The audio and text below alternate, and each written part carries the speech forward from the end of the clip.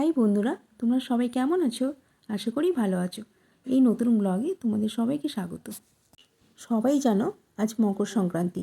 এই মকর সংক্রান্তি দিনে আমাদের বাড়িতে উঠোন পুজো হয়। এই যে গোল আঁকাটা দেখতে পাচ্ছ, এটা হলো রাসঘর। 17টা ঘর এরকম গোল গোল করে এঁকে নিতে হয়।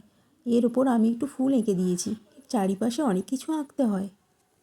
এখানে আমি এঁকেছি পেঁচা, ঘটের ওপর ডাব, আম পাতা, আসন, ধান গাছ, হাড়, চুড়ি, কানের কাস্তে, মই, কোদাল, শাঁখাপলা, আয়না, চিরুনি, কুলো, ধামা, গরু, ধানের গোলা, গোয়ালঘর, শাঁখ।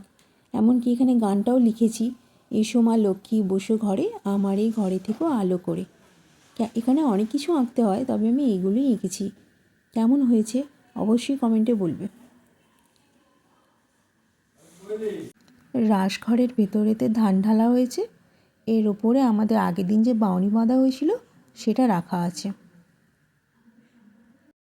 গেট থেকে একদম আলপনা দেওয়া হয়েছে। এখান থেকে লক্ষ্মী মায়ের পা, ডান পা বাঁ পা করে এক পা করে এখানে দেওয়া রয়েছে আলপনা। এই যে আমাদের জোগাড় আরম্ভ হয়ে গেছে, এবার পুজো হবে।